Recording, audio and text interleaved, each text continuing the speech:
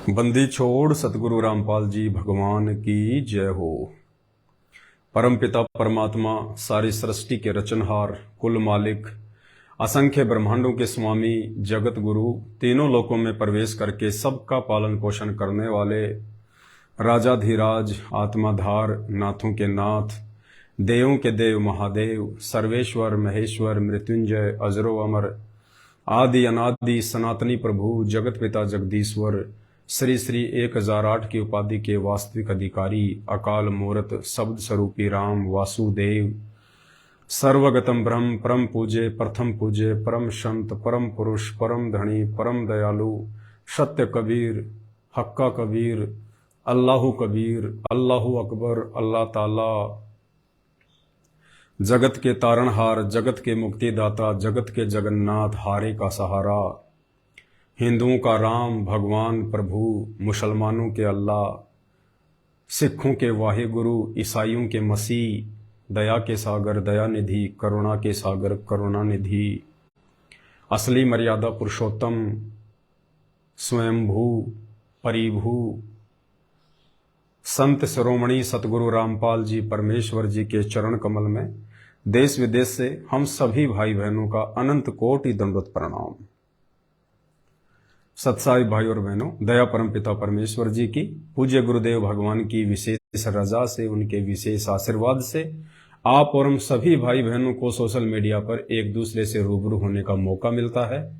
हमारी आस्था, हमारा विश्वास, हमारी दृढ़ता हमारे पूज्य गुरुदेव सतगुरु रामपाल जी भगवान में लगातार दृढ़ होती जा रही है और ज्यादा से ज्यादा हमने कोशिश करनी है, ज्यादा से ज्यादा हमने ये प्रयास करना है कि भगवान की पहचान होने के बाद, पूर्ण परमात्मा की सतगुरु रामपाल जी के रूप में पहचान होने के बाद में हम जीव आत्माओं का एक ही मकसद होना चाहिए कि कैसे हम परमपिता परमेश्वर को रिझाएं, कैसे हम उनको प्रसन्न करें, कैसे हम उनको खुश करें, क्योंकि ये भगवान खुश होगा तभी हम पूर्ण मोक्ष प्राप्त कर पाएंगे, सतलोक की प्राप्ति हो पाएगी। तो हमने हर वो तरीका, हर वो प्रयास बिल्कुल नहीं चूकना है जिस प्रयास से, जिन कोशिशों से हमारे महबूब सतगुरु रामपाल जी भगवान प्रसन्न हों, खुश हों। दुनिया अभी नाजान है, इन्हें कुछ नहीं पता, ना भगवान का, ना भगवान की परिभाषा का। ये नादान प्राणी हैं, अभी इनके संस्कार इतने मजबूत नहीं हुए हैं कि ये भगवान की पहचान कर सकें, परमात्मा के सत्संग सुन सकें, सत्संगों से निष्कर्ष निकाल सकें। दूसरी तरफ आप और हमारे ऊपर परमपिता परमेश्वर ने वो असीम दया बख्श दी है, अपनी रजा का पिटारा खोल दिया है और स्वयं उन्होंने हमें सद्बुद्धि देकर, आशीर्वाद देकर अपनी स्वयं की पहचान करवा दी है। तो भाई और बहनों, अब इस मानव शरीर को यूज में लेते हुए, क्योंकि मोक्ष के लिए तो केवल मानव शरीर ही है एकमात्र 84 लाख योनियों में, तो अब हमने हर संभव प्रयास करना है कि हम अपने पूज्य गुरुदेव भगवान के जितना नजदीक आ सकें उतना आएं, जितना हम इनको खुश कर सकते हैं उतना हम करें। और भगवान को खुश करने का केवल एक ही तरीका है, बाकी भगवान माया से प्रसन्न नहीं होता, धन से प्रसन्न नहीं होता, भगवान बड़े बड़ा दिखावा करने से प्रसन्न नहीं होता है। भगवान केवल भाव देखता अपने भगत के, भगत की भक्ति देखता है, भगत के गुण देखता है, भगत के श्रद्धा देखता है। तो हमने पूरी कोशिश करनी है अपना परमपिता परमेश्वर जी को प्रसन्न करने की। अभी परमात्मा ने दया बख्शी, दास 5-6 दिन के साथ संगति के लिए भोपाल और बिहार गया हुआ था। भोपाल साथ संगति का तो कल आप जी ने वीडियो देख लिया, जो 30 और 31 अगस्त 2023 को थी। उसके बाद परमात्मा ने बिहार की दया बख्शी, दास बिहार के मुजफ्फरपुर जिले में गया। एक साथ संगति के लिए गया था दास, लेकिन न जाने क्यों परमात्मा ने प्रेरणा नहीं करी, मालिक ने दया नहीं बख्शी और साथ संगति से बेहद नजदीक होने के बावजूद भी दास वहां से लौट के वापस आ गया। एक और जगह है बिहार जहां पे भी साथ संगति होती है, खोपी में। वहां से मैं केवल 60 किलोमीटर दूर था, लेकिन वहां भी परमात्मा ने जाने की प्रेरणा नहीं की। क्यों नहीं करी मुझे नहीं पता इस बात का। दास वहां भी नहीं गया और फिर वापस जयपुर लौट आया। तो बिहार के मुजफ्फरपुर में जब दास गया तो वहां हमारी एक पिंकी बहन रहती है। 2-3 साल हो गए हैं उनको परमात्मा से जुड़े हुए। तो शायद परमात्मा ने दास को उस बहन के पास में ही भेजना था और बहुत कुछ मुझे सीखना था उस बहन से कि कैसे परमात्मा को प्रसन्न करें, कैसा एक भगत का भाव होना चाहिए, अपने गुरुदेव को हम किस प्रकार से लें और कैसे हम उनके नजदीक आने के लिए साफ सुथरे बने, अपने आप को शुद्ध करें हर प्रकार के गुण अवगुणों से, विकारों से। जब तक हम अपने आप को शुद्ध नहीं करेंगे हम परमात्मा के नजदीक नहीं जा सकते। तो बहुत कुछ मुझ पवन दास को अपनी पिंकी बहन से सीखने को मिला। और उस बहन से मुलाकात करने के बाद में देखो, भक्ति मार्ग में कोई छोटा बड़ा नहीं होता है। आप मुझ पवन दास के लगातार 8 साल से वीडियो देख रहे हो, ऐसी ऐसी गूढ़ बातें, ऐसे ऐसे गूढ़ संकेत गुरुदेव के सत्संगों में छुपे हुए आप जी निमित्त मात्र मुझ दास के माध्यम से सुन रहे हो, देख रहे हो। तो आप भाई बहनों को यही लगता होगा कि भाई पवन दास बहुत अच्छा भगत है, पवन दास बहुत बड़ा भगत है, सब भक्तों को पवन दास के जैसा बनना चाहिए। जहां तक मेरी सोच है ज्यादातर भाई बहन यही सोचते होंगे, लेकिन ऐसा कुछ भी नहीं है, ऐसा कुछ नहीं है। हर रिकॉर्ड तोड़ने के लिए बनता है। कोई भी रिकॉर्ड अगर बनता है किसी भी क्षेत्र में, वो रिकॉर्ड हमेशा तोड़ने के लिए बनता है, वो फाइनल रिकॉर्ड नहीं होता है। हालांकि मैंने कभी भी अपने आप को एक अच्छा भगत नहीं समझा, नहीं माना, और हर वक्त मेरी ये कोशिश रहती है कि मैं साध संगति के माध्यम से, अपने भगत भाई बहनों के माध्यम से कुछ सीखूं भक्ति मार्ग की बातें, ताकि मैं परमात्मा के नजदीक पहुंचूं, परमात्मा मुझसे प्रेम करें, परमात्मा मुझे उस लायक बनाए जिससे कि मैं सतलोक की प्राप्ति कर सकूं। क्योंकि हमारा मुख्य मकसद तो सतलोक की प्राप्ति ही करना है।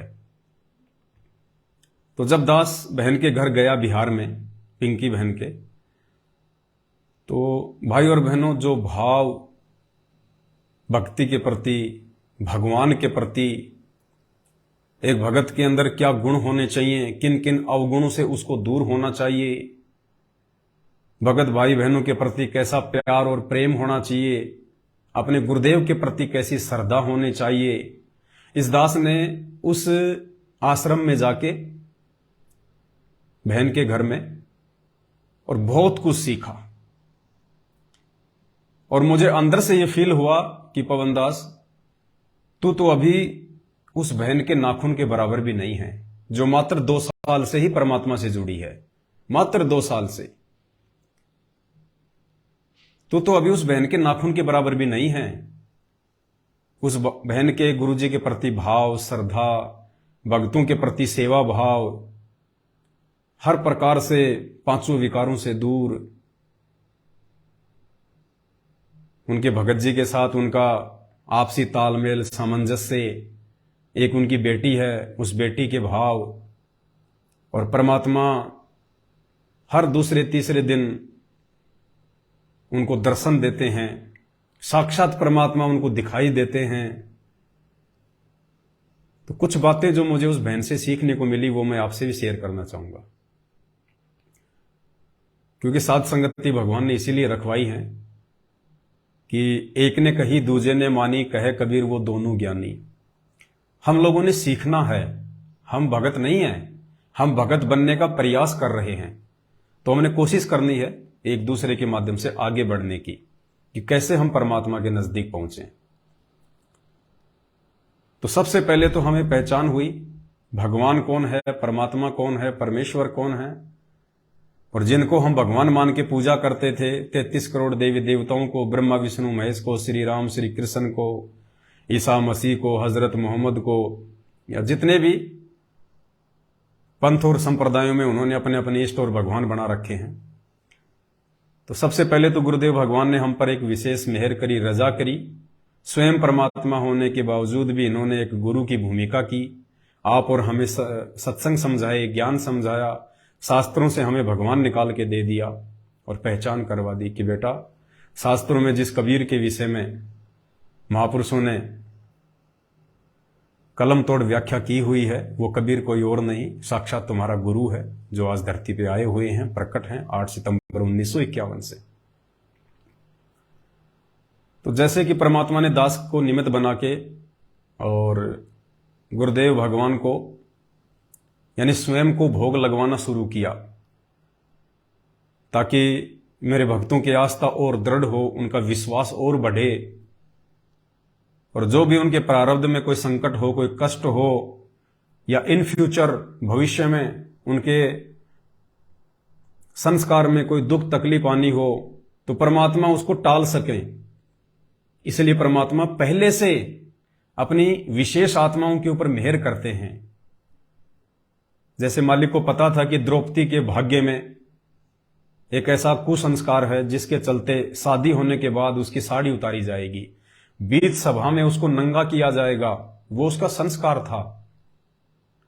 लेकिन वो अच्छी आत्मा थी, भगवान की प्यारी आत्मा थी, किसी न किसी जन्म में वो सतगुरु रामपाल जी भगवान की शरण में रही हुई थी। तो परमात्मा ने पहले ही आके एक अंधे महात्मा का रूप बना के और द्रौपदी से साड़ी का दान ले लिया। और हम सबको पता है आगे चल के कैसे सूक्ष्म रूप में उस कबीर परमात्मा सतगुरु रामपाल जी भगवान ने द्रौपदी का चीर बढ़ाया और महिमा हो गई श्री कृष्ण जी की। जबकि श्री कृष्ण जी उस समय जब द्रौपदी का चीर हरण किया जा रहा था उन्हें तो पता भी नहीं था कि द्रौपदी के साथ क्या हो रहा है। वो तो अपनी पत्नी रुक्मणी के साथ में चौपड़ पासा खेल रहे थे, शतरंज खेल रहे थे, उन्हें तो कुछ पता भी नहीं था। तो ठीक इसी प्रकार भाई और बहनों, आप और हम कुछ विशेष और प्यारी आत्माओं के लिए परमात्मा ने यह रास्ता अपनाया है जो द्रौपदी के लिए अपनाया। मालिक हमसे भोग लगवा रहे हैं, मालिक हमसे अपना प्रकट दिवस मनवा रहे हैं, परमात्मा हर वो भक्ति की क्रिया हमसे करवा रहे हैं जिससे कि गुरुदेव भगवान प्रसन्न हो। बाकी हमारे ही भाई बहन जो कि गुरुदेव के कलयुगी परिवार से जुड़े हुए हैं, उन आप फर्जी आश्रमों से जुड़े हुए हैं, जो आश्रम अपने धार्मिक धंधे के लिए गुरुदेव के कलयुगी परिवार ने खोल रखे हैं, वो लोग देखो कैसे राजनीतियां कर रहे हैं, रक्तदान दे दान में उलझे हुए हैं, स्टेडियम बनवा रहे हैं, धरने प्रदर्शन रैलियों में उलझे हुए हैं। और आप और हमसे परमात्मा इतने प्रसन्न हैं कि मालिक ने हमसे वो सभी कुकर्म छुड़वा रखे हैं। हमारा समय ज्यादा से ज्यादा परमात्मा भक्ति में व्यतीत करवाते हैं। ये विशेष मेहर द्रौपदी की तरह केवल साथ संगति से जुड़े हुए भाई बहनों के ऊपर है। तो जैसा कि परमात्मा ने दास को निमित्त बना के भोग प्रसाद लगवाने की एक विधि शुरू की कि वही भोग केवल पूर्ण परमात्मा को लगाया जाता है। घर घर में परमेश्वर को हलवे राम का भोग लगना शुरू हुआ, छोटी भोग की आरती के साथ या बड़ी भोग की आरती के साथ में शुद्ध देसी घी के भंडारे का भोग लगना शुरू हुआ।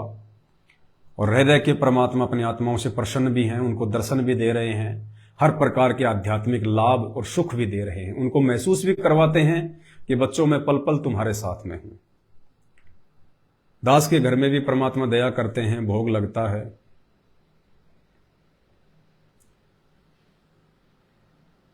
तो जब बिहार हम गए तो दास को अंदर से महसूस हुआ कि अभी भी काफी संख्या में भाई बहन केवल देखा देखी में भोग लगा रहे हैं। अभी उनके अंदर से वो भाव प्रकट नहीं हो पा रहे हैं। ठीक है, वो भी अच्छी बात है कि हम देखा देखी में भोग लगा रहे हैं, लेकिन जब तक हम उस क्रिया को अंतःकरण से नहीं करेंगे,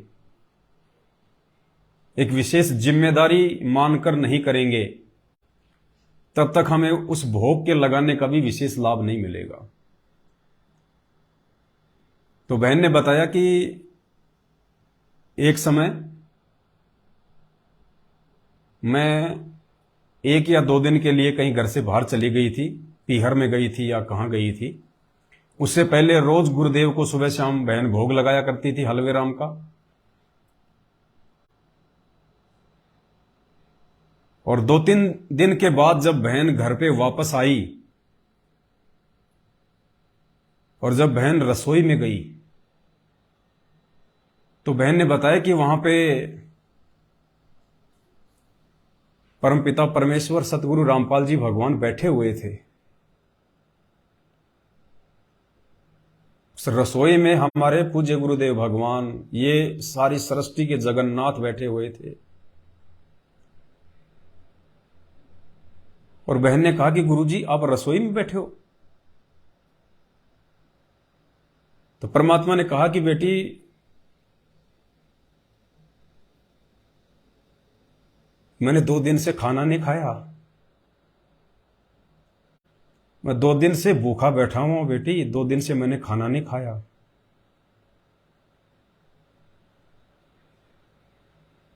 उसके बाद बहन ने बताया कि मुझे बहुत अंदर से ग्लानि महसूस हुई, मैं बहुत रोई।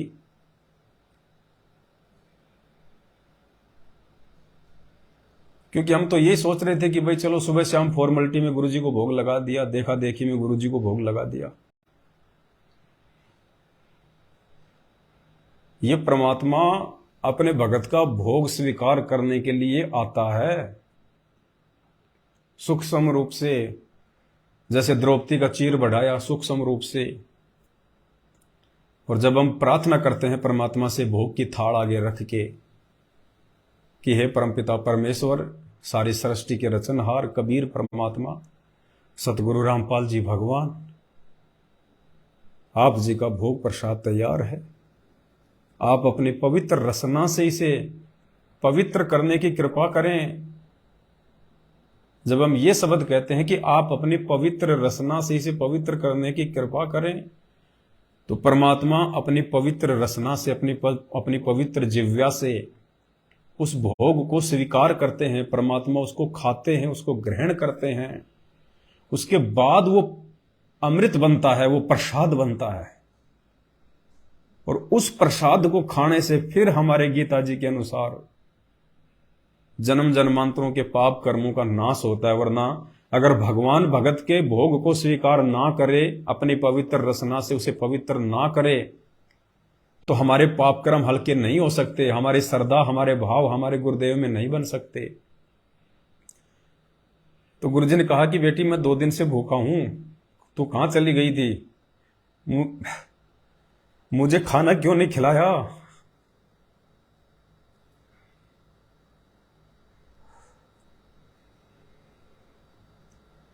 तो बहन को महसूस हुआ कि आज से पहले तो मैं भी देखा देखी में भोग लगा रही थी परमात्मा को, कि सब भाई बहन लगा रहे हैं तो हम भी लगा रहे हैं। उस दिन से बहन को महसूस हुआ कि हकीकत में परमात्मा अपने बच्चों का भोग प्रसाद ग्रहण करने के लिए आते हैं। और उसके बाद से बहन ने कहीं भी जाना छोड़ दिया। थोड़ी बहुत मोह ममता उसकी जो अपने पियर में थी, अपने माँ बाप की तरफ थी, उनसे मिलने की इच्छा होती थी, बहन ने वहां भी जाना छोड़ दिया कि मेरे भगवान को छोड़ के, मेरे परमात्मा को छोड़ के मैं कहीं नहीं जाऊंगी, अपने घर पे रहूंगी, परमात्मा की भक्ति करूंगी, उनको प्रसन्न करूंगी। और उस दिन के बाद से बहन ने परमात्मा को हृदय से फिर भोग लगाना शुरू किया। और बहन कहती है कि परमात्मा रह रह के मुझे साक्षात दर्शन देते हैं, साक्षात। मुझ पवनदास पे भी ऐसी दया नहीं बख्श रहे परमात्मा।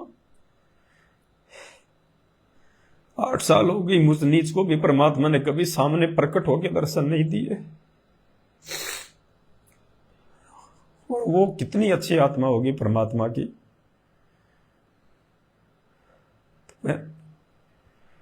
हमने कोशिश करना है उस बहन के जैसा बनने का, उस बहन के जैसे भाव अपने अंदर लाने का।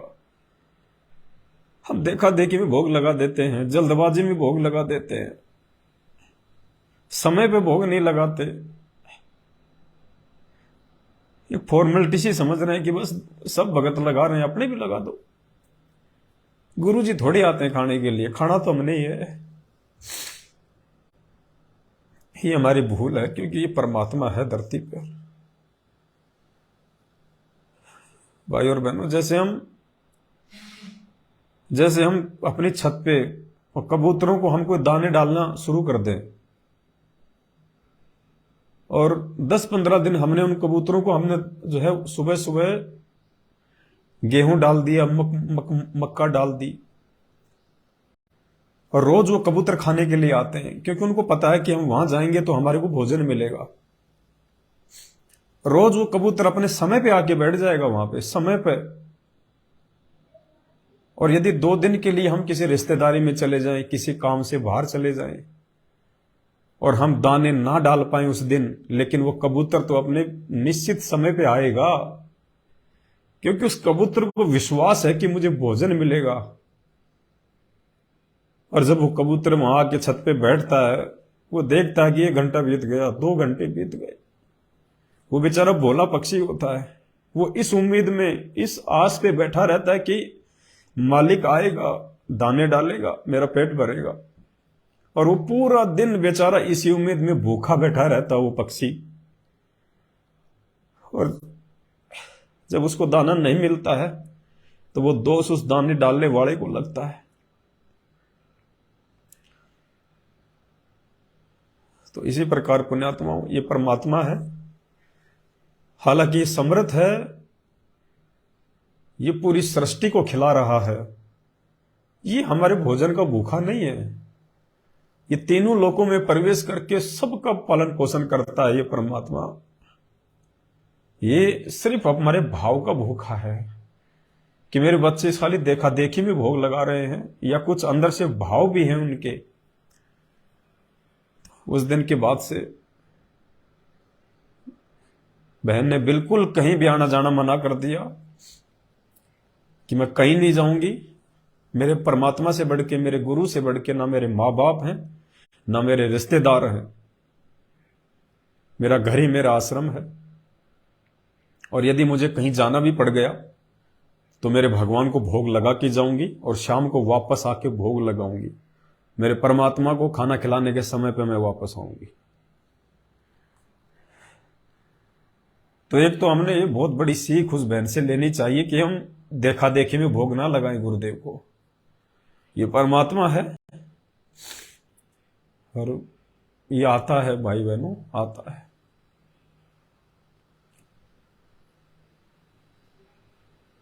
उस दिन भी बहन की जो बेटी थी, 14-15 साल की होगी, परमात्मा ने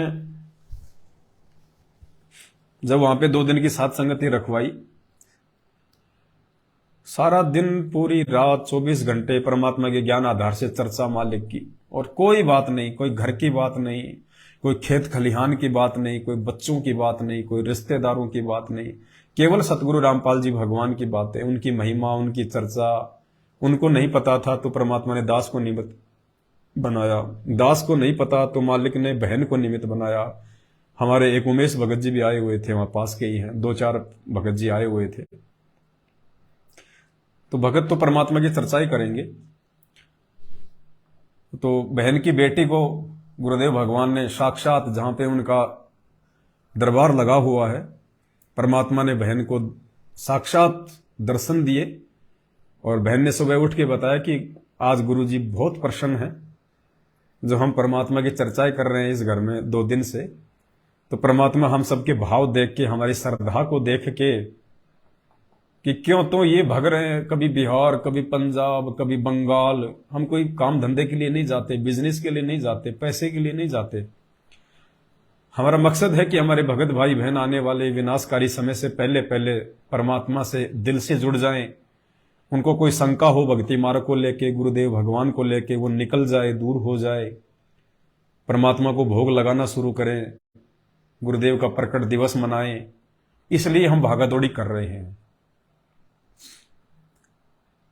सुबह उस बहन को फिर परमात्मा ने दर्शन दिए, और दरबार में गुरुदेव भगवान बैठे हुए हैं, दरबार में गुरुदेव भगवान ने यूं हाथ करके बहन को, बिल्कुल जैसे मतलब प्रसन्न मुद्रा में, और परमात्मा ने अपनी इस मुद्रा में, और जब हम लोग आरती कर रहे थे उस समय सबको दर्शन दिया परमात्मा ने। और बहन ने बताया कि गुरुदेव भगवान के पीछे बैक साइड में सूरज की किरणें फूट रही थी, गजब का तेज था, ओरा, परमात्मा के ओरा था पीछे पूरा। और परमात्मा हंस हंस के सबको, हाँ सॉरी हम नित्यनेम नहीं कर रहे थे, मतलब 4 या 5 बजे का समय था, सब लोग हम सो रहे थे उस समय। तो बहन ने बताया कि परमात्मा ने सभी सूतों को आशीर्वाद दिया। बिल्कुल बहुत प्रसन्न थे गुरुजी, बहुत प्रसन्न। गुरुजी मुस्कुरा रहे थे, हंस रहे थे, गुरुजी प्रसन्न थे और खूब गुरुजी ने सबको आशीर्वाद दिया वहां पे।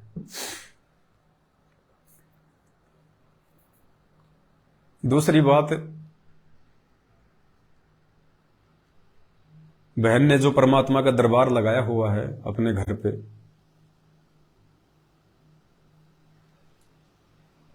तो बहन ने एक बेड बनवाया है परमात्मा का, बेड पूरा बिल्कुल नया बेड, कोई सेकेंड हैंड नहीं, किसी का यूज किया हुआ नहीं, बिल्कुल नया बेड लेके आई है बहन परमात्मा का, चारपाई टाइप में।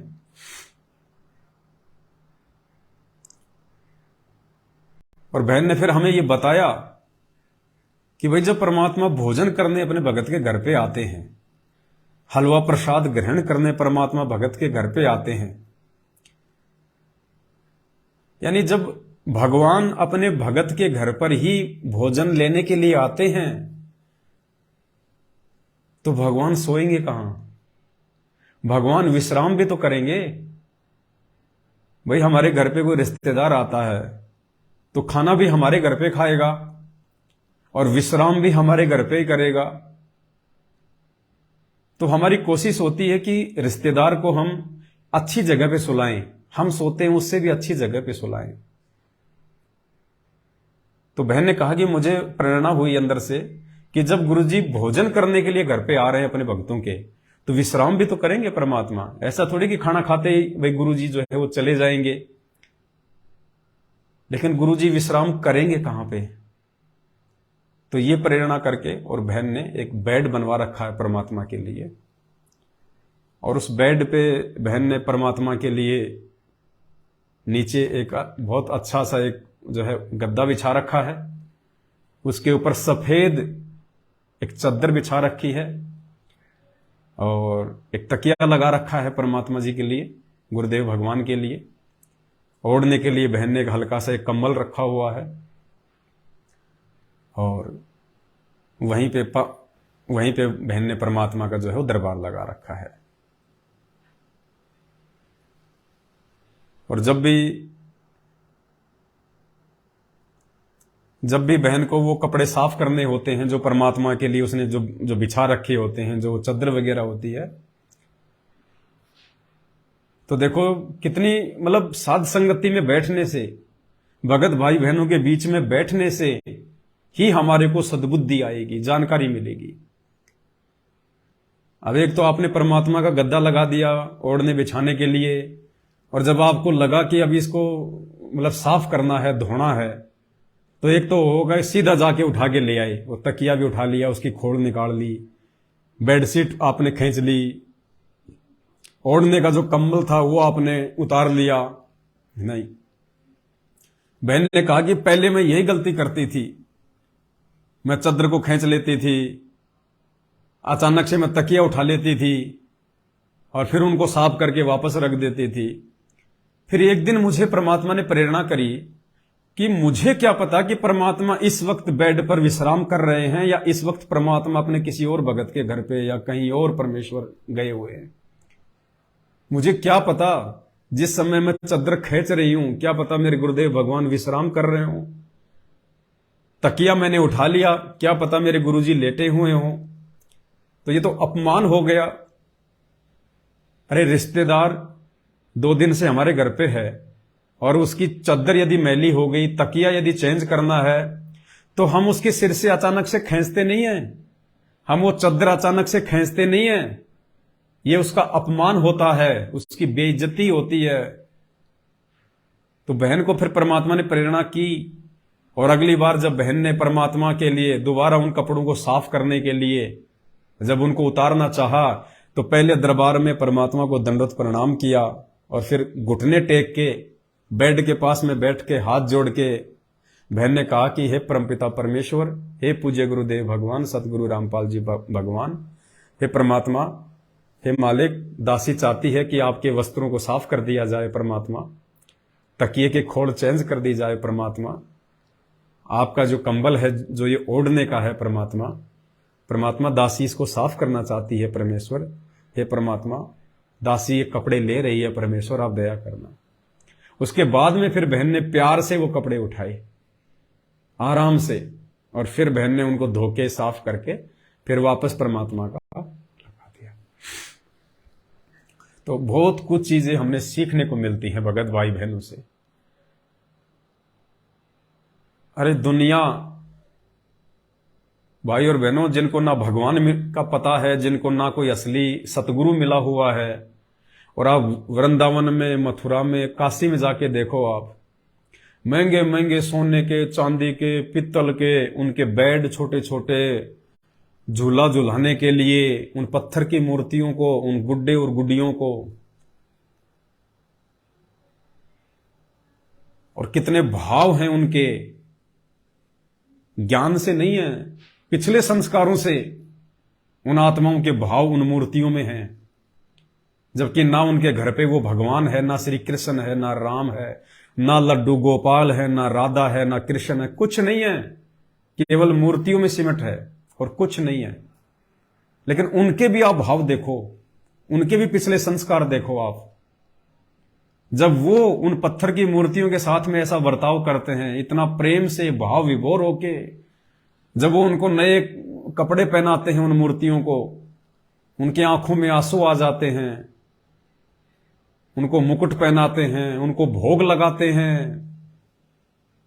अरे आप और हमें तो पत्थर का भगवान नहीं, जिंदा परमात्मा मिला, जिंदा परमात्मा। गरीब जिंदा जोगी जगत गुरु मालक मुर्शद पीव, हमें तो जिंदा सतगुरु मिल गया, पूर्ण परमात्मा मिल गया, साक्षात आ गया। अब हमने तो हर वो क्रिया बड़े प्यार और प्रेम के साथ में करनी है। तो दास को भी परमात्मा ने अंदर से प्रेरणा की, और दास तो भाई और बहनों हिसार की जेल में रह के आया है, इसलिए दास को तो पता है कि वहां पे जो कैदी होते हैं, मुजरिम होते हैं, या वैसे भी जो जेल में चला जाता है, तो कैसे सोने की व्यवस्था है, कैसे खाने की व्यवस्था है। तो हिसार जेल में तो सीमेंट के बेड बने हुए हैं, सीमेंट के बेड, पत्थर के बेड, और ओढ़ने बिछाने के लिए क्या दिया जाता है, कम्बल। वो काले काले कम्बल जो पहले फौजियों को मिलते थे, जिनमें रोए रोए से होते थे, उनको ओढ़ते ही सारे शरीर के काले काले धागे से चिपक जाते थे। वो कम्बल मिलते हैं वहां पे, एक ओढ़ने का, एक बिछाने का।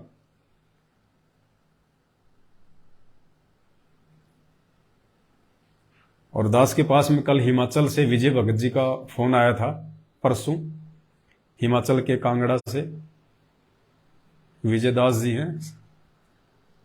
तो कल परसों उनको परमात्मा ने सौपन में बहुत कुछ बताया, मालिक ने, आगे की अपने जेल से बाहर आने की क्या प्रोसीजर है, और आने वाले दिनों में हम सत्सेवकों ने क्या करना है, क्या नहीं करना है। परमात्मा ने उस आत्मा पे दया बख्शी, बिल्कुल हकीकत, सपना नहीं था। उनकी बातें सुनते सुनते मुझे भी रोना आ गया। वो ऑडियो में नहीं डालूंगा संगत में, क्योंकि वो विशेष ऑडियो है, वो सपना नहीं था, वो हकीकत है। और परमात्मा ने अपने सत्सेवक बच्चों को आगे क्या क्या देना है, किस प्रकार से भक्ति मार्ग पे लगा के रखना है, कैसे परमात्मा दया करेंगे, कहां गुरुजी आएंगे, जेल से जब बाहर आएंगे तब कहां आएंगे, ये सारी बातें परमात्मा ने उन भगतजियों को निमित्त बना के दास तक पहुंचाई है। तो ऑडियो तो मैं सार्वजनिक नहीं करूंगा, बहुत विशेष ऑडियो है। तो भगत जी ने बताया कि मुझे कुछ नहीं पता भगत जी, मैं तो कभी जेल भी नहीं गया, लेकिन जब सौपन के माध्यम से परमात्मा ने उनको जो सौपन दिया, और एक जज उनको जेल में लेके जाता है, तो भगत जी ने कहा कि मैंने देखा कि मैं तो कभी जेल गया भी नहीं, लेकिन मैंने देखा कि वहां पे गुरुजी एक सीमेंट का बेड बना हुआ था, सीमेंट का बेड, और उस पे गुरुजी बैठे हुए थे। तो दास समझ गया तुरंत कि भाई ये सपना नहीं है। जिस व्यक्ति ने कभी जेल देखी नहीं, जेल में कैसा रहना खाना है जिसको मालूम नहीं है, जो बहुत ही भोली आत्मा है। और वो कह रहा कि जब मैं जेल में गया तो गुरुजी एक छोटे से कमरे में, क्योंकि गुरुजी को स्पेशल सिक्योरिटी सेल में रखा हुआ है, अलग से मतलब चक्कियां होती हैं। एक होता है ब्लॉक में तो 100-200 लोग एक साथ रहते हैं, और एक जेल में बोलते हैं चक्कियां। चक्की मतलब छोटे छोटे कमरे जिनमें 1 या 2 ही लोगों को जो है वो रखा जाता है। तो बोला गुरुजी एक छोटे से कमरे में है और सीमेंट का बेड है, उसके ऊपर गुरुजी बैठे हुए हैं। तो दास समझ गया कि भाई ये हकीकत है, ये सपना नहीं है, क्योंकि वहां सीमेंट के ही बेड है। दास जाके आया है। तो उस आधार से भी पुण्यात्माओं फिर दास को परमात्मा ने प्रेरणा की कि हम तो अपने घर पे देखो कैसे कैसे मतलब बेड पे सोते हैं। हालांकि दास तो बेड पे नहीं सोता है, परमात्मा ने दया बख्शी हुई है। पहले सोते थे, लेकिन एक बेड था वो भी परमात्मा ने अपने किसी भगत भाई बहन को दिलवा दिया कि भाई आप ले लो। और दास तो 4-4, 500 रुपए के जो गद्दे आते हैं, जो टेंट हाउस में मिलते हैं, जो ब्याह शादी में जो भेजे जाते हैं, दास ने तो वो ला रखे हैं और उनको जमीन पे बिछा के अपना सहपरिवार अपना विश्राम करते हैं। तो फिर दास को भी परमात्मा ने प्रेरणा की कि हकीकत है कि गुरुदेव सीमेंट के बेड पर ही सोते हैं जेल में। तो अभी 8 सितंबर आ ही रहा है। पहले परमात्मा ने कपड़ों की दया बख्शी थी आप और हमारे ऊपर, मालिक ने सौपन में दर्शन देके। तो सभी भाई बहनों की सेवा के सहयोग से उसमें सबका सहयोग हो गया। जितने भी भगत भाई बहनों ने जो सहयोग जो किया हुआ है इन 8 वर्षों में, दास को जो भी सहयोग किया है आर्थिक रूप से, जिसने जितना सहयोग किया है उसी हिसाब से अब हम 8 सितंबर को परमपिता परमेश्वर सतगुरु रामपाल जी भगवान को जो वस्त्र हम जो भेंट करेंगे, जो परमात्मा ने सौपन में हमें आदेश दिया, तो सभी भाई बहनों ने मिलके परमात्मा जी के लिए एक कुर्ता पायजामा और एक पैंट शर्ट, एक टोवेल, 2 बनियान, इस प्रकार से परमात्मा ने पूरा सेट कपड़ों का जो है वो तैयार करवाया है। तो आज 6 तारीख है। अभी दास जाके जो है वो कपड़े ले आएगा, वो सिल गए होंगे। लाने के बाद उन कपड़ों को हम धोएंगे। पहले धोने के बाद में फिर उन पे आयरन करेंगे। उसके बाद में फिर 8 सितंबर को हम परमपिता परमेश्वर को भोग की आरती के बाद में हम परमात्मा को भेंट करेंगे। और मालिक ने फिर दास को यह भी प्रेरणा की उस बहन के माध्यम से कि गुरुदेव भगवान जेल में सीमेंट पर सो रहे हैं। हालांकि ये परमात्मा है, उन्हें कोई ऐसा सुख दुख का अनुभव नहीं होता है, क्योंकि वो शहंशाह है, वो राजा है। वो ऐसी लीलाएं परमात्मा केवल अपने बच्चों की भक्ति जगाने के लिए करते हैं। क्योंकि हम देखो, हम जीव हैं, हमारे अंदर 5 विकार हैं, ज्यादा नहीं तो थोड़े 5 विकार हमारे अंदर हैं। फिर उनकी 25 जो प्रकृतियां हैं वो भी हमारे अंदर हैं। हम भावों में भावित भी हो जाते हैं, जैसे बात करते करते आंसू आ गए। तो ये एक भाव है, ये एक उन 5 विकारों की एक प्रकृति है। उन विकारों को अब हमने भगवान की तरफ मोड़ना है। मन हमको बिगाड़ता है, लेकिन गुरुदेव ने क्या कहा कि मन को तुमने अपना मित्र बनाना है, फिर ये तुम्हारा भक्ति में सहयोग करेगा। तो इन 5 विकारों को और इनकी प्रकृतियों को हमने धीरे धीरे सांसारिकता से हटा के भक्ति मार्ग की तरफ अग्रसर करना है। तो परमात्मा भी हमारे भावों के अनुसार, यानी हम जीवों की सोच और विचार के अनुसार ही खेल खेलता है, वो लीला करता है परमात्मा। मालिक को पता है कि जीव है, ये सेंटिमेंटल भी होता है, ये भाव में भावित भी हो जाता है। हर प्रकार से परमात्मा ने जैसे रोचक, भयानक और यथार्थ 3 प्रकार की वाणियों के माध्यम से जीव को समझाया है। तो परमात्मा हमें भाव विभोर भी करते हैं अपने शब्दों से, अपने वचनों से। खुद सत्संगों में भी सतगुरु रामपाल जी भगवान कई बार अपनी आंखों से आंसू निकाल देते थे, भाव विभोर हो जाते थे, रोने लग जाते थे, क्योंकि मालिक को पता है कि कुछ बातें इनको इसी प्रकार से समझाई जो है वो जा सकती हैं। तो हालांकि वो तो परमात्मा है, सतलोक का राजा है, जिसने पूरी दुनिया को, राजा महाराजाओं को, देवी देवताओं को जिसने ये सुख दिए हुए हैं। ये मालिक की रजा से ही ये ब्रह्मा विष्णु महेश काल महाकाल सब सुख भोग रहे हैं। ये पूरी दुनिया के राजा लोग, मंत्री लोग सब सुख उस परमात्मा के आशीर्वाद से भोग रहे हैं। उनकी भक्ति के प्रतिफल में आज उनको वो मलाई खाने को मिल रही है। उनके पिछले जन्मों की भक्ति से आज वो राजा महाराजा बने हुए हैं। लेकिन फिर भी हम भक्ति मार्ग में हैं, हमने अपने गुरुदेव को हर प्रकार से महत्व देना होगा। तो मालिक को दास ने प्रेरणा की कि हम भी चूंकि परसों परमात्मा का प्रकट दिवस है, आज 6 तारीख है, 6 सितंबर है, तो आज सुबह ही परमात्मा ने दास के अंदर ऐसे भाव नित्य नियम के समय प्रकट किए कि क्योंकि दास के पास में भाई बहनों की सेवा होती है, तो दास के माध्यम से जो चीज होगी वो सभी भाई बहनों की सेवा लग जाती है उसमें। तो बहन का तो अपना पर्सनली मैटर था, जो भी परमात्मा के लिए बेड लेके आई, लेकिन यहां जब परमात्मा के लिए ऐसा बेड आएगा, कोई भी सामान यदि आता है तो वो सबकी सेवाओं में काउंट होता है, सबका उसमें हिस्सा हो जाता है, उसमें सबकी सेवा लग जाती है उसमें। और ये हकीकत भी है, जितने हम अपने परमात्मा के नजदीक जाएंगे उतना ही परमात्मा हमारे जो है वो नजदीक आएंगे। तो आज 6 सितंबर है, अभी दास परमात्मा को दंडवत प्रणाम करके उन्हीं की सत प्रेरणा से, उन्हीं का आदेश समझकर, और अभी एक अच्छा सा बेड जो है सभी भाई बहन मिलके हम परमात्मा की सेवा में लेके आएंगे। अच्छा बेड लाएंगे, क्योंकि भगवान है और इनको तो जितना समर्पित कर दिया जाए उतना थोड़ा है। तो दास देखेगा जितना भी आ जाए, क्योंकि भगवान है और मालिक कहते हैं तन मन धन सब तेरा, और तेरा तुझको अर्पण क्या लागे मेरा। हमें परमात्मा ने जो दे रखा सब कुछ उन्हीं का है, आपको जो भगवान ने दे रखा सब कुछ उन्हीं का है, गुरुदेव का है, हमारा कुछ नहीं है। और उनका यदि उनको पाई पाई भी समर्पित कर दी जाए तो भी थोड़ा है। तो कोई छोटा मोटा तो संत है नहीं, ये तो स्वयं साक्षात गोविंद हैं। गोविंद असली लड्डू गोपाल है, असली लड्डू गोपाल, असली झूलेलाल, असली झूलेलाल, ये है असली मर्यादा पुरुषोत्तम, असली वासुदेव। और इनकी जितनी सेवा हो जाए उतनी थोड़ी है। तो अभी दास परमात्मा को दंडवत करके बाजार में निकलेगा, और जैसे भी परमात्मा दया करेंगे सभी भाई बहनों की तरफ से ये दास परमात्मा के लिए बहुत मतलब ऐसा बेड लाएंगे परमात्मा के लिए कि हमारी औकात से बाहर, चाहे 1 लाख रुपए का बेड आए, हम परमात्मा जी के लिए बहुत मुलायम, मखमल, साफ सुथरा बिल्कुल एक बेड दास लेके आएगा। केवल परमेश्वर का ही होगा, परमेश्वर के लिए होगा। और जब तक परमात्मा बाहर आने की दया नहीं करते हैं तब तक वो बेड दास की झोपड़ी पे परमात्मा की सेवा में रहेगा। उसी प्रकार परमेश्वर के विश्राम के लिए तैयार किया जाएगा।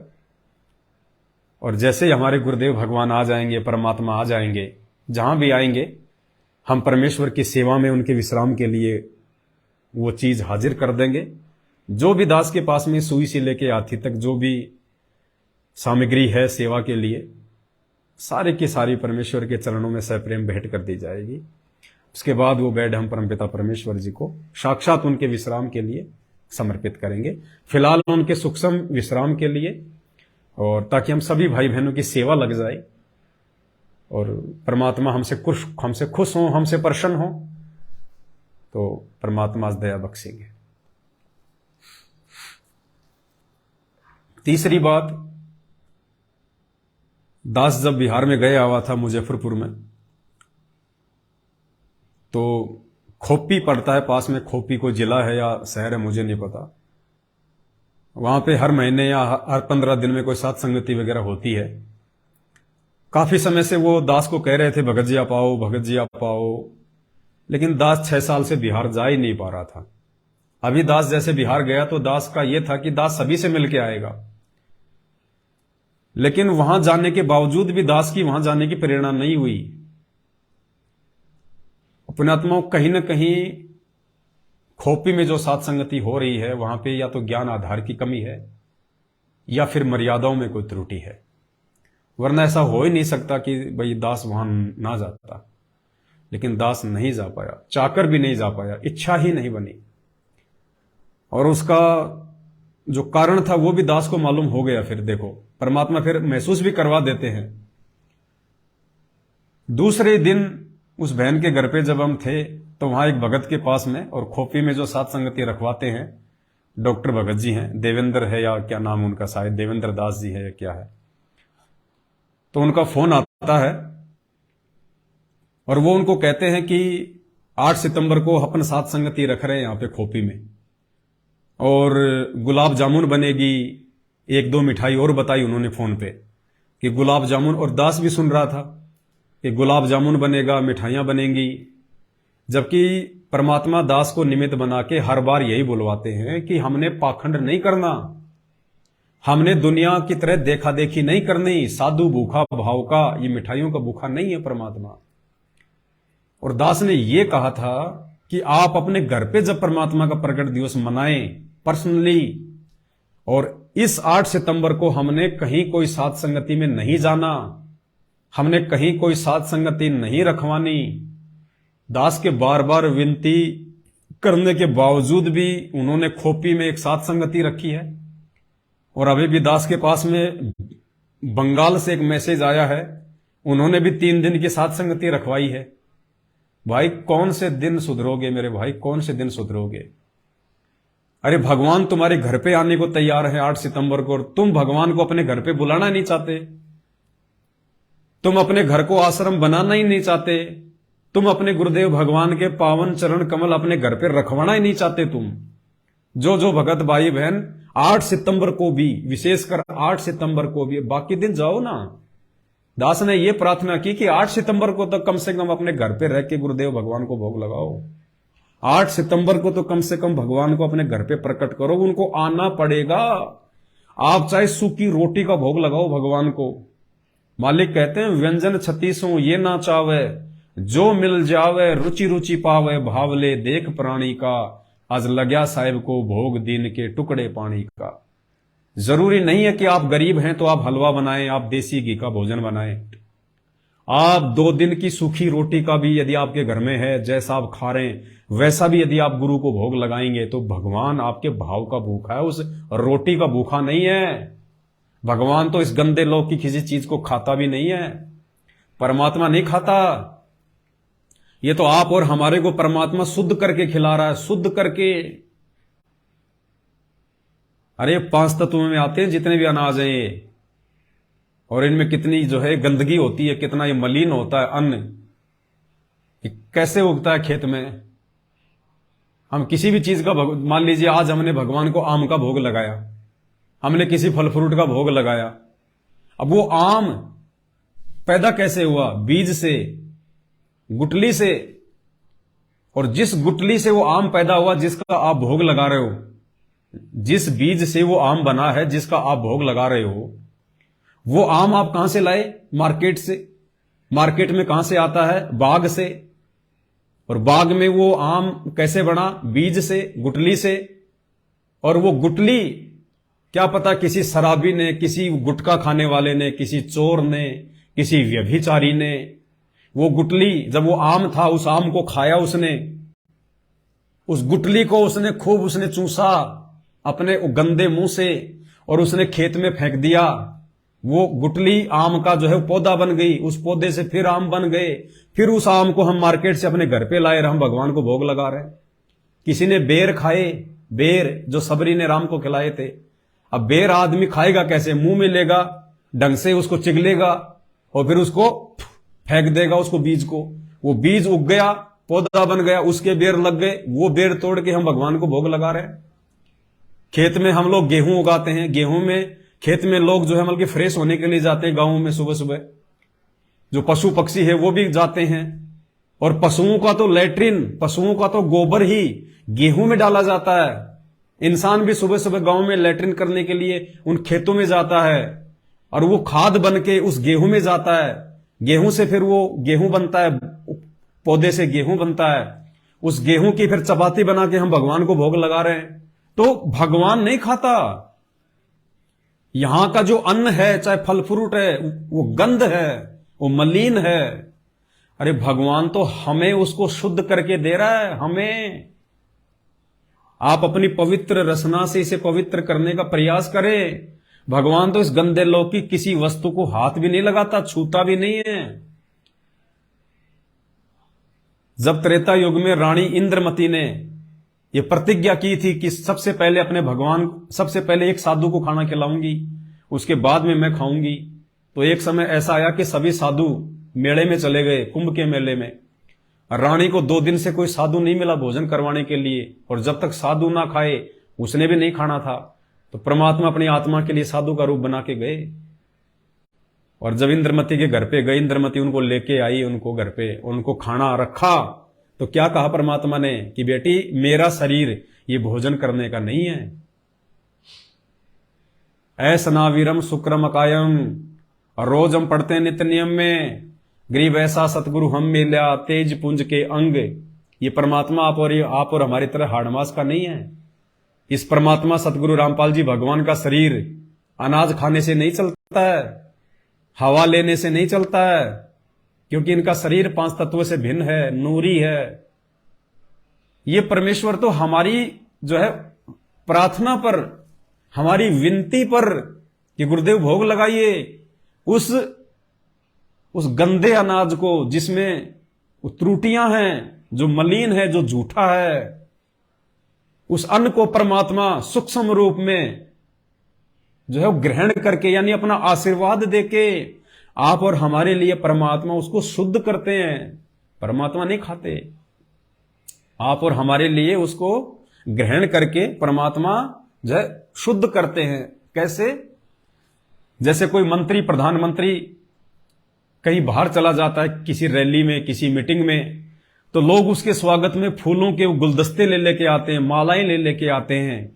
तो प्रधानमंत्री क्या करता है? उन मालाओं को स्वीकार कर लेगा, प्रधानमंत्री वो गुलदस्ते फूल के भेंट कर लेगा, लेकिन वो अपने घर के लिए नहीं लेता, वो स्वयं के लिए नहीं होते, उसके घर पे तो ऑलरेडी है।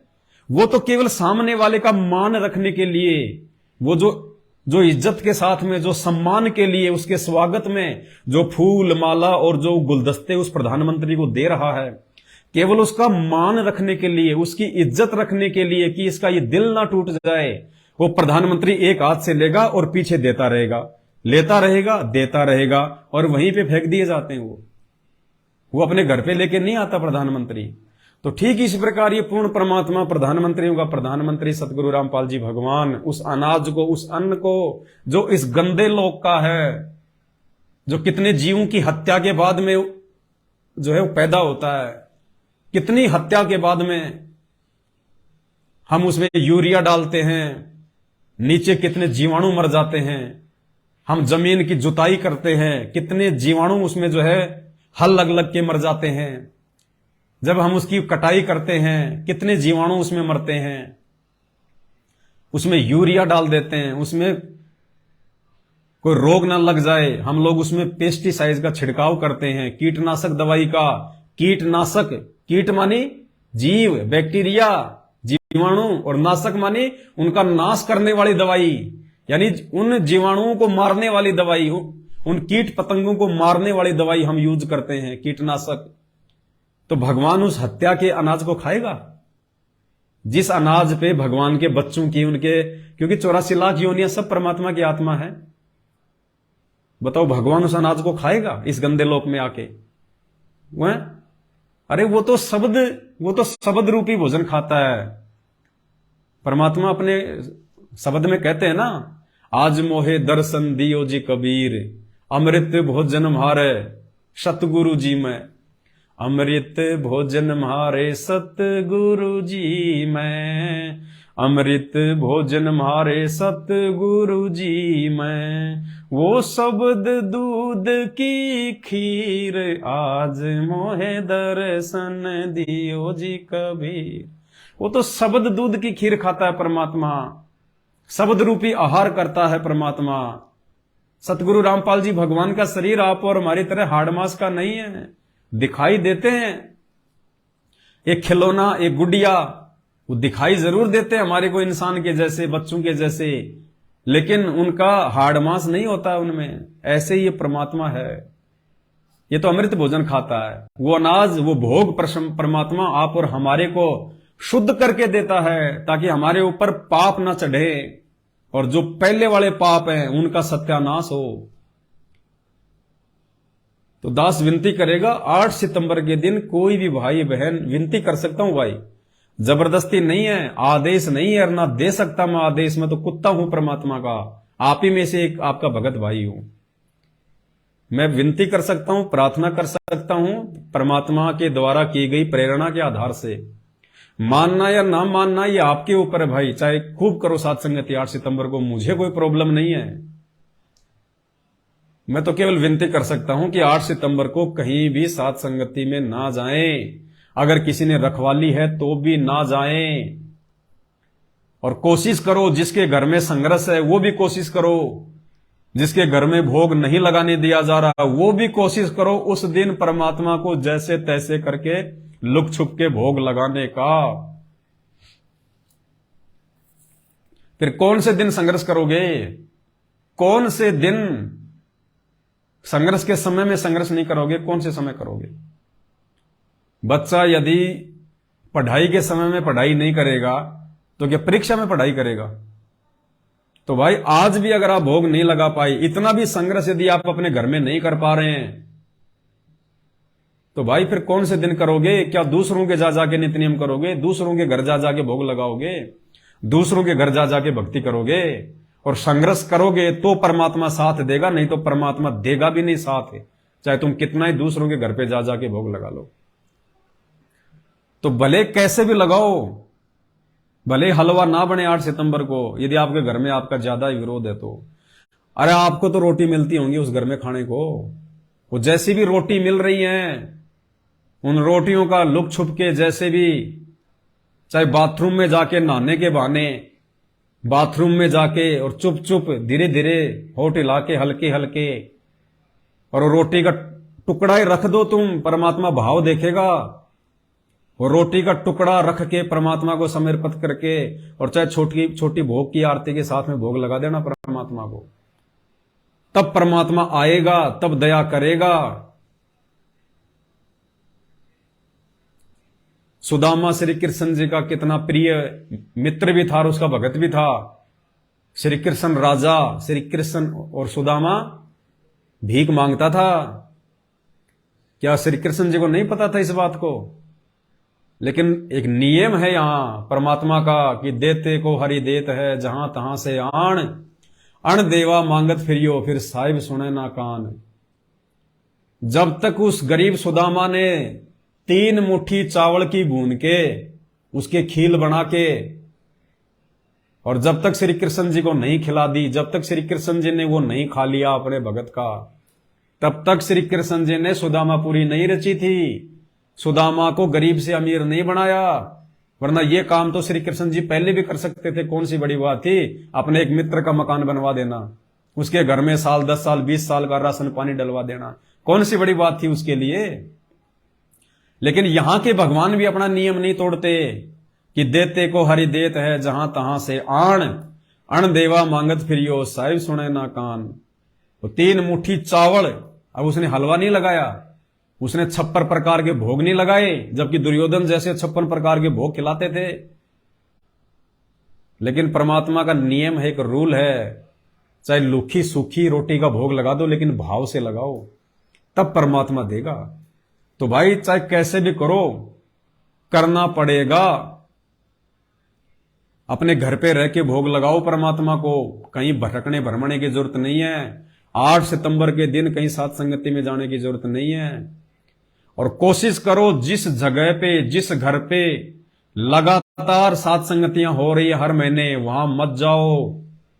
ध्यान से सुन लो कान खोल के, एक ही भगत का ठेका नहीं है कि एक ही भगत के घर पे साथ संगति होगी। नहीं, आज आपने करवा ली, अगले महीने किसी और भगत ने करवा ली, उसके अगले महीने किसी और भगत ने करवा ली।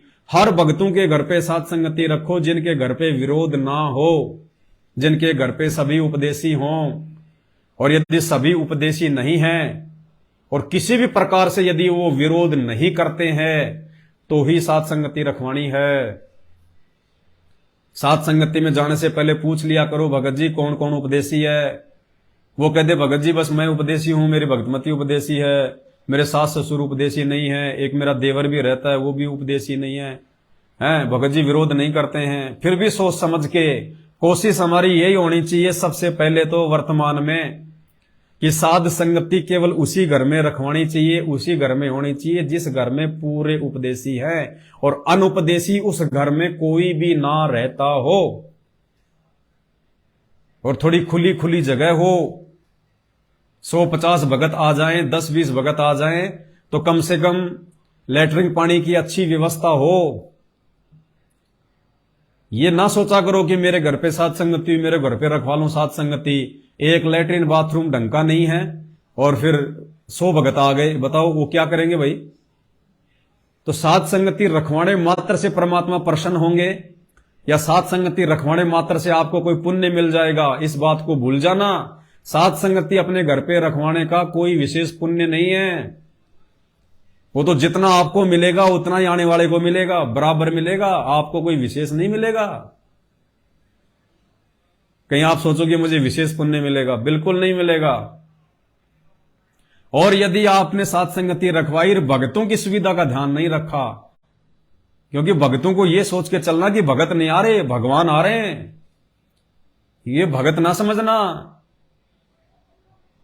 एक क्या कहते हैं परमात्मा, एक ब्राह्मण को भोजन खिलाना। कौन से ब्राह्मण को? ब्राह्मण सोई जो ब्रह्म पहचाने, असली ब्राह्मण, असली पंडित, पंडित सोई जो पिंड की जाने, यानी जिसको सृष्टि रचना का पता है, जिसको आत्मज्ञान है, उसको कहते हैं असल में पंडित। जाति से कोई पंडित नहीं होता, जाति से कोई ब्राह्मण नहीं होता। असली ब्राह्मण है ब्राह्मण सोई जो ब्रह्म पहचाने, जिसने भगवान को पहचान लिया।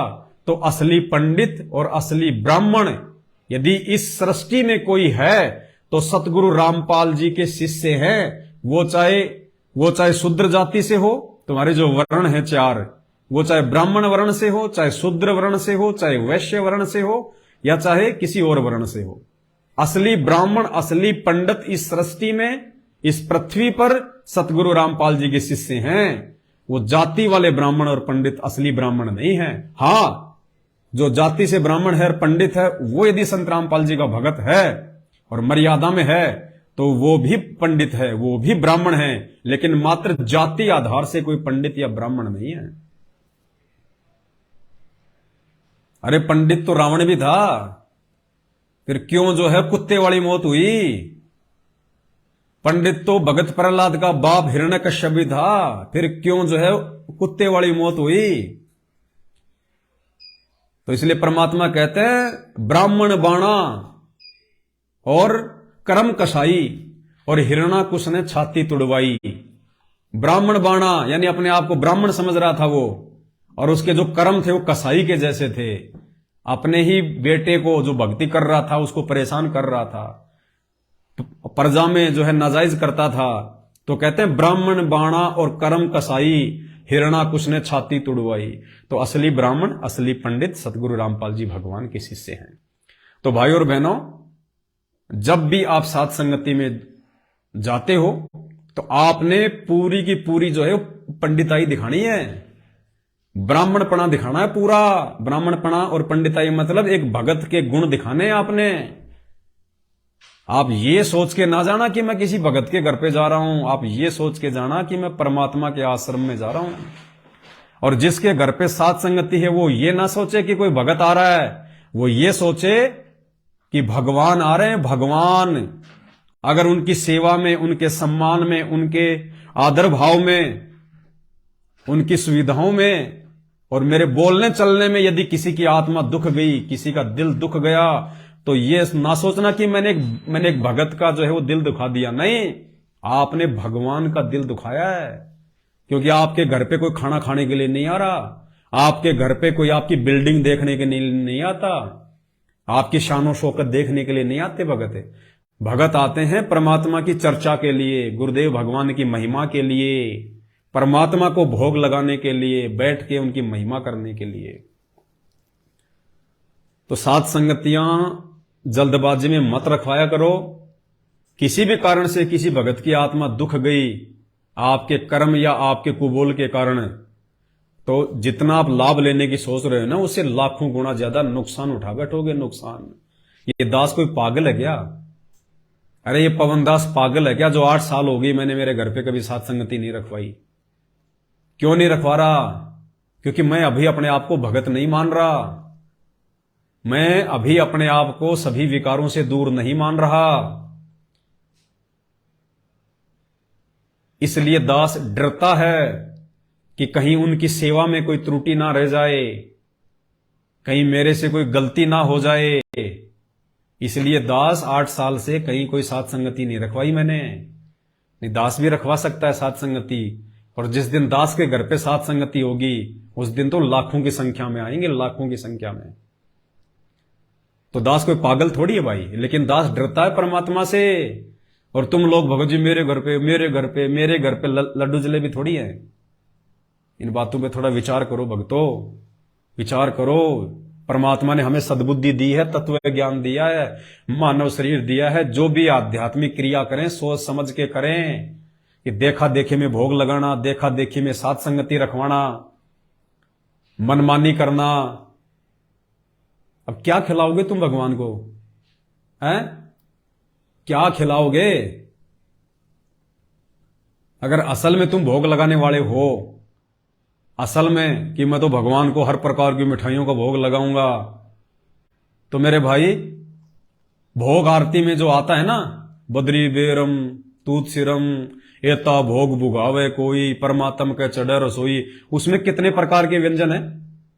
तुम तो नाम भी नहीं जानते उनके, यहां मार्केट में मिलेंगे भी नहीं। ऐसे ऐसे नाम है तुम जानते भी नहीं कि ये भोग कौन सा है, ये कौन सा भोज्य पदार्थ है। और फिर मालिक कहते हैं एता भोग भुगावे कोई, तो परमात्म के चढ़े रसोई। अगर इतने प्रकार के भोग तुम अपने गुरु जी को लगाओगे जो ऊपर लिखे हुए हैं भोग की आरती में, तो मानना कि भगवान को भोग लगा है। गुलाब जामुन बना रहे हैं, रसगुल्ले बना रहे हैं, नहीं, ये परमात्मा भाव का भूखा है। यदि आपके पास मर्यादा नहीं है, आप ज्ञान से कमजोर हैं, तो परमात्मा को चाहे कितने रसगुल्ले रसमलाई का भोग लगा लो, बिल्कुल व्यर्थ है, निरर्थक है। तो दास ने यह प्रार्थना की थी आप सभी भाई बहनों से कि 8 सितंबर को यदि आप अपने घर पे भोग लगा रहे हैं, किसी साथ संगति में नहीं, यदि आप अपने घर पे गुरु जी को भोग लगा रहे हैं, और उस दिन यदि आप अपने घर पे कोई मिठाई बनाते हैं, उस चीज का भोग लगाओ गुरु जी को। घर पे भोग लगा के आप गुरु जी को लगाओ, वो आपके भाव, आपकी श्रद्धा, वो चाहे आप कितने जो है मतलब व्यंजन बनाओ, लेकिन उसका लोक दिखावा नहीं होना चाहिए। दूसरे भक्तों को नहीं बुलाना उस दिन कि आ जाओ मेरे घर पे गुरु जी को भोग लग रहा है। आप दोषी हो जाओगे परमात्मा के, क्योंकि जो भगत अपने घर पे भोग लगा सकता है उसको तुम अपने घर पे बुला रहे हो 8 सितंबर के दिन। अरे 8 सितंबर को एक ही जगह पे परमात्मा की वाणी गूंजे, परमात्मा को भोग लगे, और एक 8 सितंबर को घर घर में हर जगह परमात्मा को भोग लगे, ज्योत जले, आरतियां हो, सत्संग हो।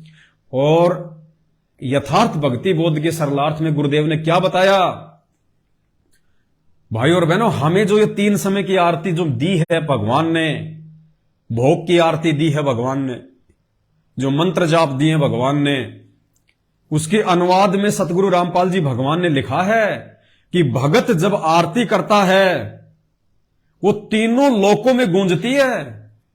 हम जो सुबह का नित्य नियम करते हैं, असुर निकंदन रमैणी करते हैं, संध्या आरती करते हैं, गुरुदेव को भोग लगाते हैं, मंत्र जाप करते हैं, चाहे सूक्ष्म रूप से या चाहे बोल के, तो गुरुदेव कहते हैं कि वो भगत के मुंह से निकली वो वाणी, वो शब्द, वो आरतियां तीनों लोकों में गूंजते हैं। खंड खंड में आरती गाजय, सकलमयी हर ज्योत विराजय। संध्या आरती में पढ़ते हैं ना, खंड खंड में आरती गाजय, यानी भक्तों के घर में जो आरती हो रही है पूर्ण परमात्मा सतगुरु रामपाल जी भगवान की, कहते हैं खंड खंड में वो गुंजायमान हो रही है।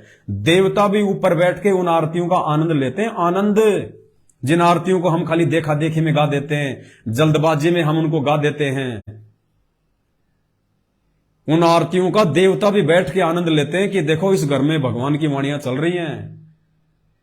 अरे गायक कलाकार क्या जल्दबाजी में गाना गा देता है? क्या जल्दबाजी में जैसा वैसी लय आई, जैसी धुन आई वैसा बोल देता है? क्या मायूस होकर गाना गाता है?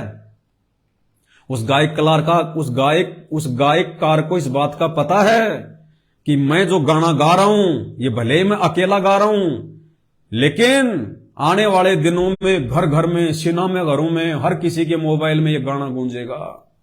और इस गाने में यदि कोई त्रुटि रह गई तो मेरी बेइज्जती हो जाएगी कि उसको ढंग से गाना भी नहीं आता, वो फिल्म जो है वो फेल हो जाएगी। तो भाई और बहनों, इसी प्रकार हम जो परमात्मा की आरती करते हैं, मंत्र करते हैं, उनकी हम जो महिमा करते हैं, हम सात संगतियों में उनकी चर्चा करते हैं, तीनों लोकों में ये आरतियां गूंज रही हैं, तीनों लोकों में। तो छोटी बात नहीं है, हमने विशेष श्रद्धा और भाव के साथ में इन आरतियों को करना है। तो 8 सितंबर को कहीं कोई सात संगति नहीं रखवानी है। 8 सितंबर के बाद में आप कहीं भी रखवाएं, आपकी मर्जी। और सात संगतियों के जो नियम है, जो मर्यादा है, वो दास आपको बीच बीच में बताता रहता है। जल्दबाजी में कोई भी डिसीजन ना लें, जल्दबाजी में कोई भी सात संगति ना करवाएं। लाभ के बजाय उल्टा नुकसान हो जाएगा, उल्टा नुकसान। और लाभ के लिए, फायदे के लिए यदि आप सात संगति रखवा रहे हैं तो आप सबसे बड़े मूर्ख आदमी हैं। यदि आप सात संगतियों से लाभ चाहते हैं तो फिर आपको भक्ति का लाभ नहीं मिलेगा, फिर आपको नित्य नियम का लाभ नहीं मिलेगा, आपको सुमरण का लाभ नहीं देगा भगवान। सात संगतियों की शुरुआत केवल इसलिए हुई है कि सतगुरु रामपाल जी भगवान के जेल से बाहर आने से पहले पहले, और वर्तमान में उनके नाम से उनके परिवार ने जो धर्म को धंधा बना लिया, लाखों की संख्या में भगत समाज बेचारा अज्ञानता में, ना समझे में उनके पीछे लग के अपने कर्म बिगाड़ रहा है। उन भाई बहनों को समझाने की दृष्टि से, उनको सच्चाई बताने की दृष्टि से, भगवान के विषय में बताने की दृष्टि से, एक माध्यम के रूप में, एक ऑप्शन के रूप में हमने सात संगतियों को चुना है। साध संगति रखवाने से लाभ मिलेगा, फायदा मिलेगा, ये नहीं है, ये छोटी सोच है। ये तो केवल एक मकसद है, एक माध्यम है सात संगति। इसके बहाने हम एक जगह इकट्ठे हो रहे हैं। इकट्ठे होके हम अपने मन में जो भी संदेह और शंका भक्ति और भगवान के प्रति है, या कोई नया भाई बहन आता है, उसको समझाने के लिए है। बाकी सात संगति मेरे घर पे रखवाऊंगा, मुझे लाभ मिलेगा, जिंदगी में नहीं मिलेगा। लाभ उतना ही मिलेगा जितना दूसरे भाई बहनों को भी मिलेगा, दूर से आने वाले को भी मिलेगा, उसको भी उतना ही मिलेगा और तुम्हें भी उतना ही मिलेगा। 1% भी इधर उधर परमात्मा ज्यादा कम नहीं करेगा। फिर तो सभी सात संगतियां रखवाने लग जाएंगे, अपने घर पे रखो, फिर भक्ति कौन करेगा? सात संगतियां रखो। तो इस गलतफहमी में ना जीना। दास को बीच बीच में आके ये बातें आपको समझानी पड़ती है, बोलनी पड़ती है। तो विनती है भाई और बहनों, हम इस दुनिया से डिफरेंट हैं। हमारा मार्ग इस दुनिया के प्रचलित मार्ग से अलग है। दुनिया तो जागेगी तब जागेगी, उनको तो समझ में आएगा, तब तक तो ठोकरों पे ठोकर लग चुकी होगी। आप और हम पे परमात्मा ने मेहर करके पहले दया बख्श दी, तो हमने गलती नहीं करनी है। तो उपरोक्त जितने भी बातें परमात्मा ने इस छोटी सी साध संगति में, देखो ये भी तो साध संगति हो रही है। आप 400-500 भाई मिलके देख रहे हैं, दास अकेला बोल रहा है, परमात्मा आशीर्वाद देके बुलवा रहे हैं, ये भी तो साध संगति है। ये भी तो परमात्मा की चर्चा कर रहे हैं हम साधु भाई बहन आपस में मिलके, संत भाई बहन आपस में मिलके हम भगवान की तो चर्चा कर रहे हैं। इसी को तो साध संगत कहते हैं। तो साध संगत चाहे दो भाई बहन मिलके आपस में परमात्मा की चर्चा करें, वो भी साध संगति है। अब दास गया तो था बिहार में साध संगति के लिए, जो कि सिवान में थी। परमात्मा ने प्रेरणा नहीं की, दास नहीं जा पाया और उस बहन के घर पे चला गया। 2 दिन वहां रहे, 1-2 भगत आ गए। नेपाल से हमारी मुन्ना बहन आई हुई थी, नेपाल से हमारे 4-5 बहन भाई और आए हुए थे। तो हम 8-10 भाई बहन हो गए थे। 2 दिन वहां रहे, दिन रात परमात्मा की चर्चा चली, दूसरी कोई चर्चा नहीं। तो वो भी तो सात संगति थी। सात संगति का मतलब ये नहीं कि भीड़ आएगी तो सात संगति होती है, नहीं। भीड़ का सात संगति से कोई लेना देना नहीं। 2 भगत भाई बहन मिलकर परमात्मा की चर्चा कर लें, वो भी सात संगति है। तो बस ये 2-4 बातें थी जो आप भाई बहनों को बतानी थी।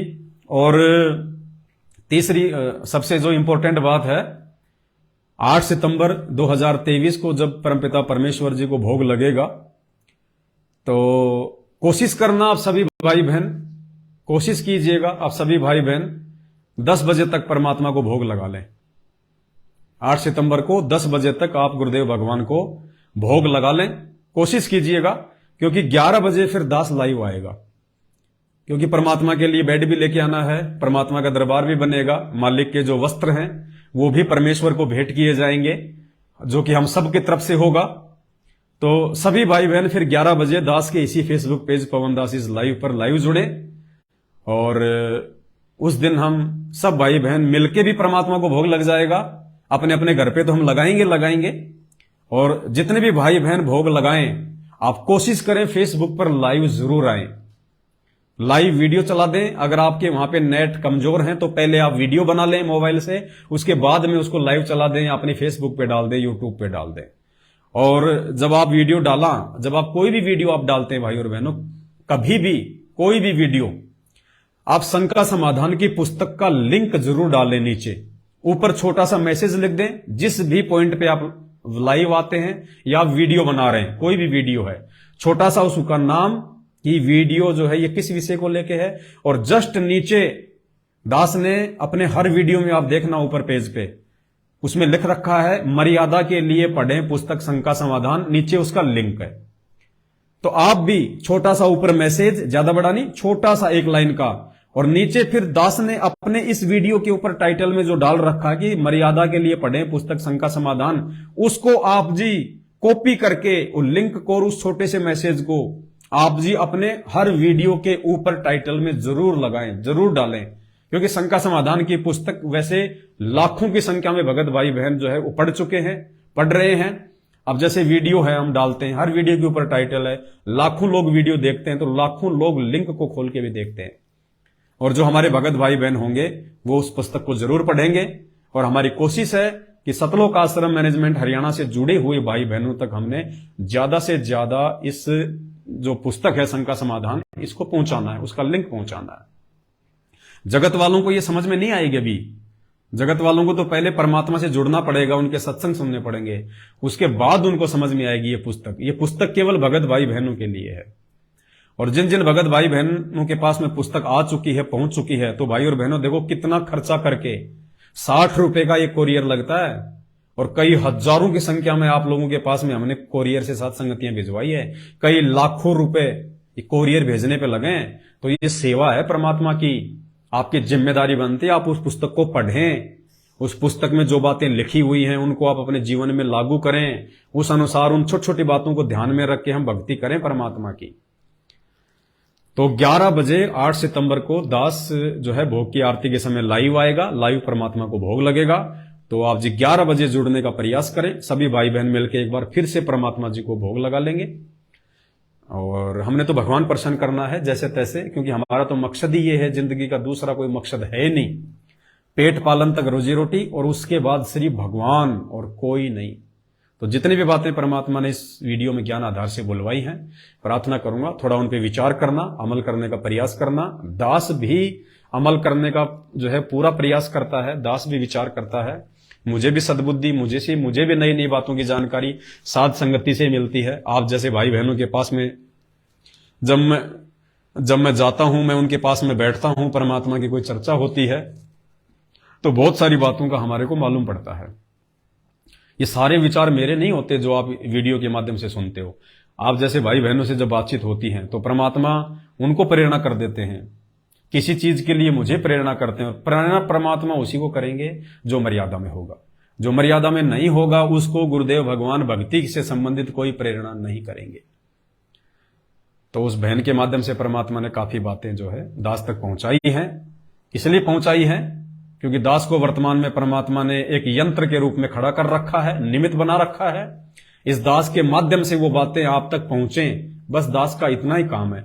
बाकी मैं मर्यादा में रहूंगा तो मेरे परमात्मा मुझसे प्रसन्न होंगे, मैं गुरु को भगवान मानूंगा तो मेरे गुरुदेव मुझसे प्रसन्न होंगे।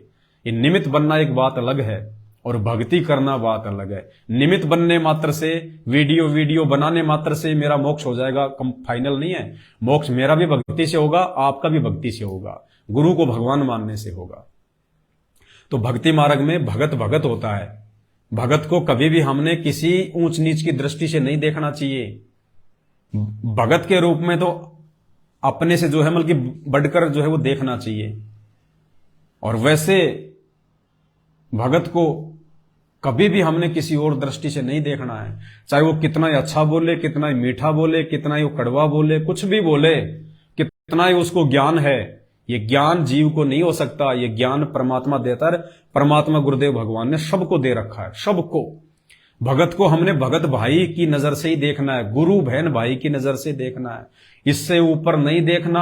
अगर इसे एक पॉइंट भी ऊपर देख लिया मार खा जाएंगे, क्योंकि भगत भगत होता है, भगवान भगवान होता है। दोनों शब्द अलग अलग हैं, उनके गुण भी अलग अलग हैं। जीव अलग है तो पीव अलग है, आत्मा अलग है तो भगवान अलग है, आत्मा अलग है तो परमात्मा अलग है, भगत अलग है तो भगवान अलग है, शिष्य अलग है तो गुरु अलग है। बाकी तो परमात्मा की मौज वो तो पत्थर से बुलवा दे। अरे 650 साल पहले पंडितों के भंडारे में, तोताद्री नगर में, काशी में, परमात्मा ने भैंसे के ऊपर हाथ रख के उसे वेद मंत्र बुलवा दिए। बताओ, जानवर कभी इंसान की भाषा बोल सकता है क्या इस कलयुग में? सतयुग में तो बोलते थे, परमात्मा ने बताया कि शुरुआत में। लेकिन इस घोर कलयुग में कोई जानवर इंसान की भाषा बोल सकता है क्या? लेकिन कबीर साहिब सतगुरु रामपाल जी भगवान ने बुलवा दिया अपना आशीर्वाद देके। ये समर्थ है, ये किसी से भी अपना काम निकलवा सकता है। अब बोलिए, अब भैंसे ने वेद मंत्र बोले तो क्या भैंसे को कोई पूजता है? किसी ने भैंसे को पूजा आज तक? किसी ने भी? आपका भी कभी दिमाग में आया कि उस भैंसाराम की हमारे को जो है वो पूजा करनी चाहिए? नहीं आता ना। इसी प्रकार परमात्मा किसी भी भगत को आशीर्वाद देके अपना कोई भी काम करवा सकता है, लेकिन वो भगत भगत ही होता है और भगवान भगवान ही होता है। लेकिन इतना जरूर हो जाता है कि परमात्मा उसको थोड़ा विशेष ऊपर उठा देते हैं।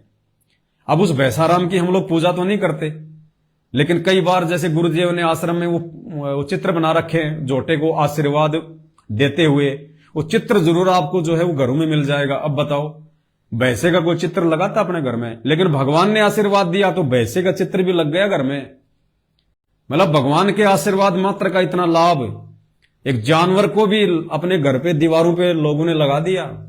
लेकिन उस जानवर में आस्था नहीं है, हमने केवल इसलिए लगा रखा कि भगवान ने देखो कैसे एक जानवर को आशीर्वाद देके अपना काम करवाया।